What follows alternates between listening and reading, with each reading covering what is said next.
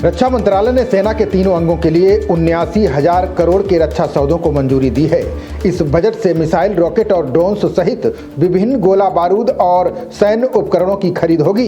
इनमें थल सेना के लिए लोइटरिंग म्यूनिशन और पिनाका रॉकेट सहित वायुसेना के लिए अस्त्रा मिसाइल और स्पाइस 1000 बम शामिल हैं। जानकार इसे नए साल की तैयारी बता रहे हैं। रक्षा मंत्री राजनाथ सिंह की अध्यक्षता में रक्षा अधिग्रहण खरीद परिषद की अहम बैठक हुई। बैठक में सीडीएस जनरल अनिल चौहान और सेना के तीनों अंगों के प्रमुखों सहित रक्षा सचिव भी मौजूद रहे। बैठक में तीनों अंगों के लिए 79,000 करोड़ के रक्षा सौदों को मंजूरी दी गई। बता दें कि इस पैकेज से न केवल हथियारों और सैन्य साजो सामान की आवश्यकता की पूर्ति होगी, बल्कि देश की सैन्य क्षमताओं में बड़ा इजाफा होगा। इस डील के तहत सेना के लिए कई अहम प्रस्तावों को मंजूरी दी गई है। इसके तहत सेना को लोइटर म्यूनिशन सिस्टम मिलेगा, जिससे दुश्मन के अहम ठिकानों पर सटीक हमला करने में मदद मिलेगी। इसी तरह low level light weight radar की खरीद से दुश्मनों के छोटे और कम ऊंचाई पर उड़ने वाले ड्रोन और यूएवी की पहचान और ट्रैकिंग सामान होगी। इसी तरह पिनाका रॉकेट सिस्टम के लिए लॉन्ग रेंज गाइडेड रॉकेट की खरीद से पिनाका की रेंज और सटीकता बढ़ेगी, जिससे हाई वैल्यू टारगेट को दूर से ही निशाना बनाया जा सकेगा।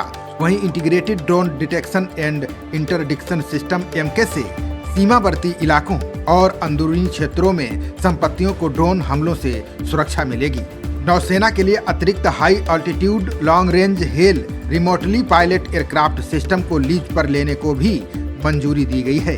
रक्षा मंत्रालय ने वायुसेना के लिए अस्त्रा मार्क 2 मिसाइल और spice 1000 long range guidance kit की खरीद को भी मंजूरी दी है। वायुसेना के सुखोई और लाइट कॉम्बैट एयरक्राफ्ट तेजस को अस्त्रा मिसाइल से लैस किया गया है। मिराज लड़ाकू विमानों के लिए स्पाइस 1000 बम की खरीद को मंजूरी दी गई है। वायुसेना की ऑल वेदर टेक ऑफ और लैंडिंग रिकॉर्ड करने के लिए automatic take off landing recording system की खरीद को भी मंजूरी दी गई है। इसके अलावा LCA तेजस के पायलट्स की ट्रेनिंग के लिए फुल मिशन सिमुलेटर के AON को मंजूरी दी गई है। नौसेना के लिए रक्षा मंत्रालय ने एक बार फिर हाई अल्टीट्यूड लॉन्ग रेंज यानी RPAS को लीज पर लेने की मंजूरी दी है। रक्षा मंत्रालय ने ये नहीं बताया है कि कितने RPAS लीज पर लिए जाएंगे। रक्षा जानकारों का मानना है कि ऐसे 2 एयरक्राफ्ट को मंजूरी दी गई है।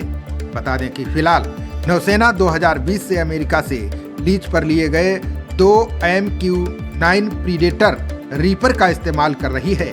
ऐसे में जिन RPAS को मंजूरी दी गई है वे भी MQ-9 हो सकते हैं। बता दें कि भारत ने अमेरिका से 31 ऐसे MQ-9 ड्रोन का सौदा किया है, जिनमें से 15 नौसेना के लिए हैं और बाकी 8-9 थल सेना और वायुसेना के लिए हैं।